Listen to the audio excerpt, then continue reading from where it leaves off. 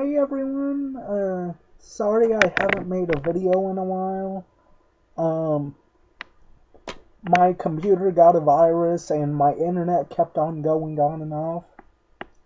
So yeah, I wanted to make a New Year video, but for some reason my internet kept on going on and off and my computer was running slow and everything.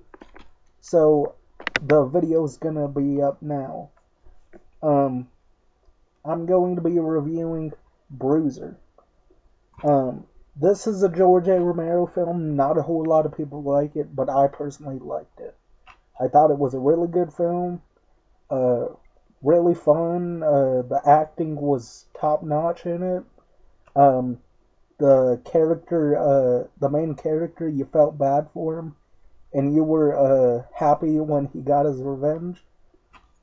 What this is about, it's about a guy by the name of Henry, played by Jason Fleming, who he's got this one friend named Rosie who makes these masks for masquerades and whatever, and she gives him a blank mask.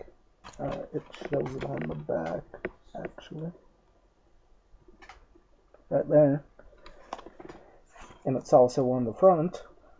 Um, and he's like, "Oh, this is me," and she's like, "Make it whatever you want it to be. Make it a unique personality. Make it your identity." And uh, uh, Jason Fleming, Henry, ends up thinking it over, and he's like, "Well, my personality, my identity, I don't know what." And his wife's cheating on him actually with his boss, who was married to Rosie. He gets disrespected by his boss, played by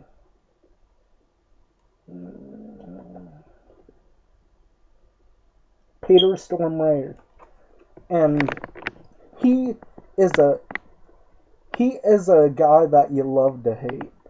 Uh, he's so disrespectful, so mean, and at some points, his meanness is kind of cartoony.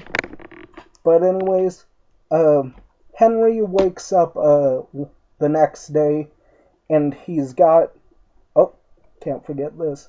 Um, uh, Henry's wife ends up pretty much. I'm trying to not be offensive here. Gives uh, his boss a not blowjob, hand job. And I'm like, man, this bitch, I hope she gets it good. I hope she gets killed very good.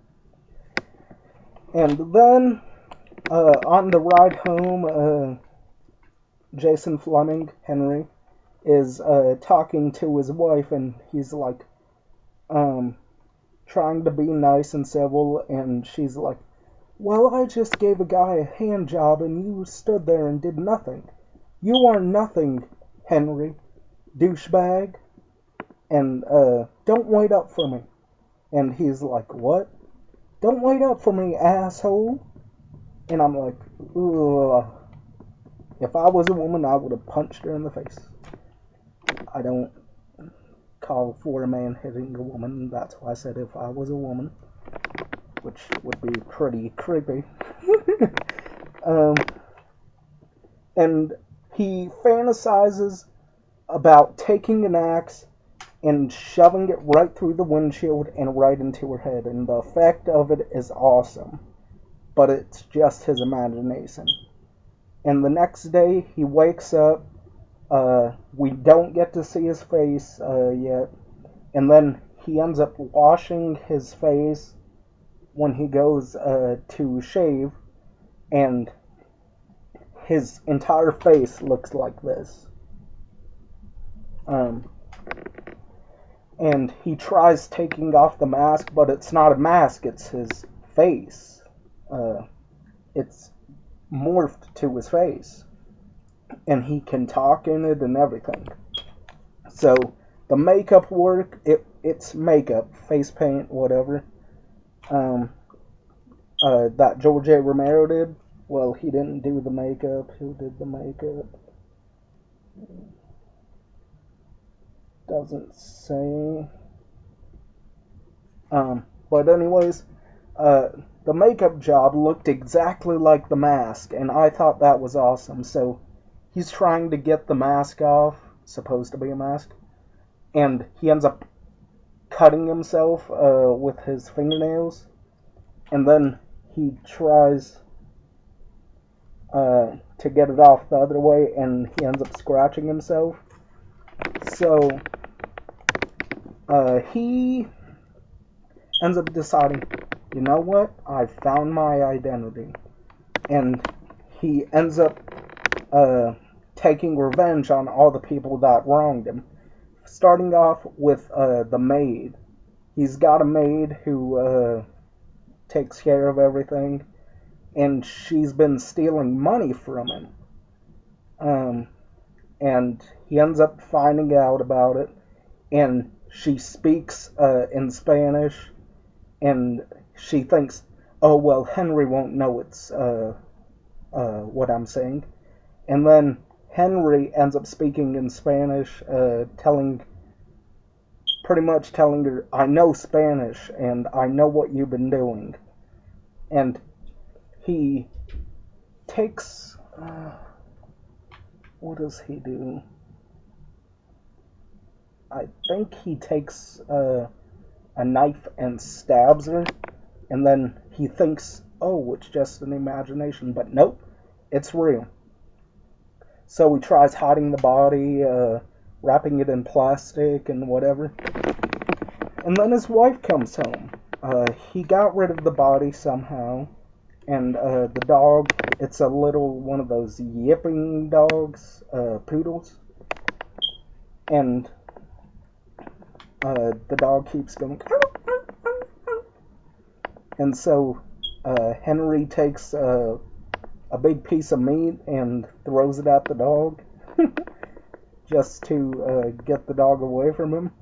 And then the wife is talking on her phone with the boss of Henry, saying, huh, do you think I would have told him where I was going today? He's not even home. And she goes to meet with the boss, and they end up having sex on a table, and you get to see the woman's boobs. And I'm like, well, I guess that's a good scene to see. Probably what she's good for. So Henry finds out, goes up to the building after Rosie ends up finding out about her husband, what he's been doing, and Henry ends up taking a cord because Henry's wife said, oh, I bet that man doesn't even know how to use an extension cord. And then he takes the cord, wraps it around her neck, and says, for one thing, babe, I definitely know how to use an extension cord, and pushes her out the window. She snaps her neck, and she's just hanging there. And the boss is downstairs trying to chase after his wife to explain. And what happens next, he's in his boxers, and he's yelling up at everybody, saying, the police are coming, the police are going to be here. And Tom Atkins, famous for his mustache, and very good actor, ends up coming over to the place and tries to figure out who exactly killed her, because he knows it wasn't a suicide. He's trying to figure out who killed her, and we don't really know if Tom Atkins and his partner are going to find out who did it until right in the middle of the movie. And the movie's not that long. I mean, it's 99 minutes, but it doesn't feel that long. It actually feels pretty short. And what happens next? He ends up going over to Rosie's house and says, Rosie, it wasn't, I know it wasn't you, but it had to be one of us.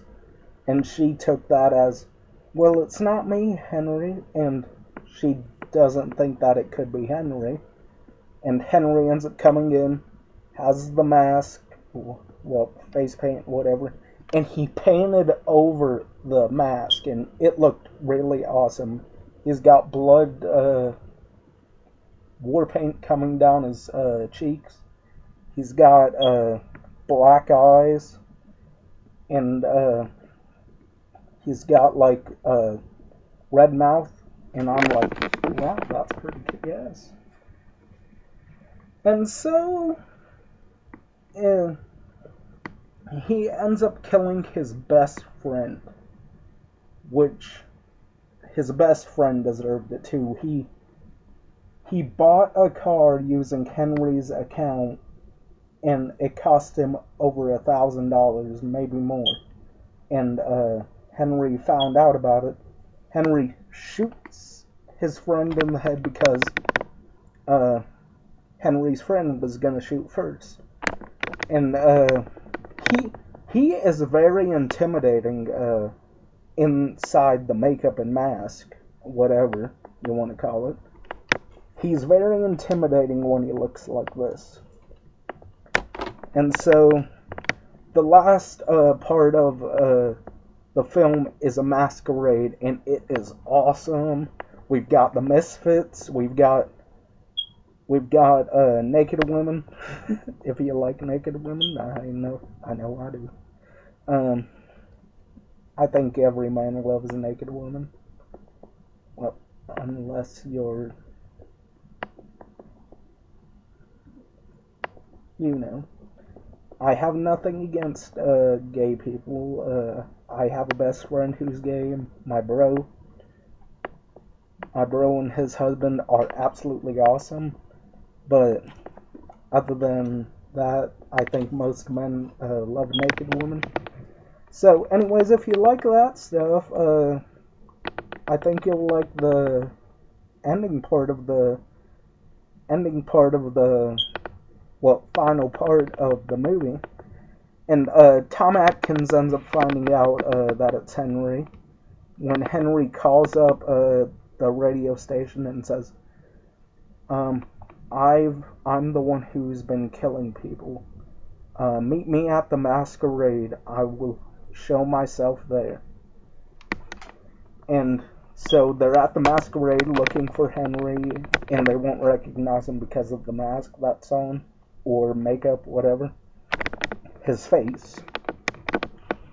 And so he ends up taking a laser that's used for doing laser shows in the club. He takes the laser, and first he ends up getting his buddies together to tie up the boss.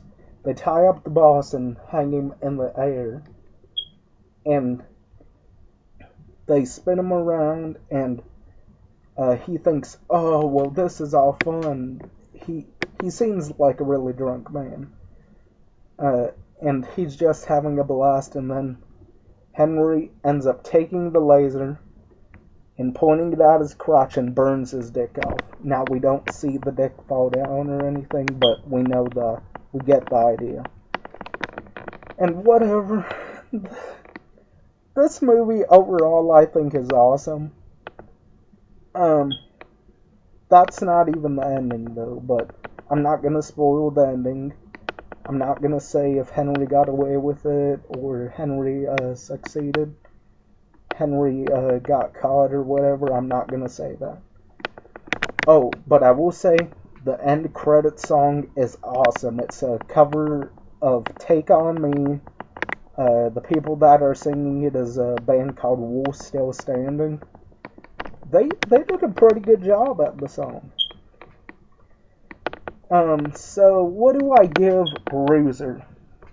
I love revenge films. I love George A. Romero. But he is not a perfect director. Like, I did not like Diary of the Dead, but I like this movie. I think it's a really fun movie. If you have friends together and you want to watch, like, I don't know really what to call this, suspense, thriller, revenge thriller, I think you'll enjoy this. Especially if you have people to watch it with you, because this was an absolute blast. And I only bought it for $1. So what do I give it? I give it about 7 out of 10. I think that's fair for it. I'm probably one of the only few that actually likes this movie. Sorry, got something in my throat. But overall, 7 out of 10. I really enjoyed this film. I thought it was a fun ride through and through. Now it's the 99-minute mark. 99-minute runtime might turn people off of the movie, but it's well worth seeing. If you haven't seen it yet, check it out. Especially if you're into revenge films. I thought this film was a blast. So this is Psychopath1c signing off. Peace.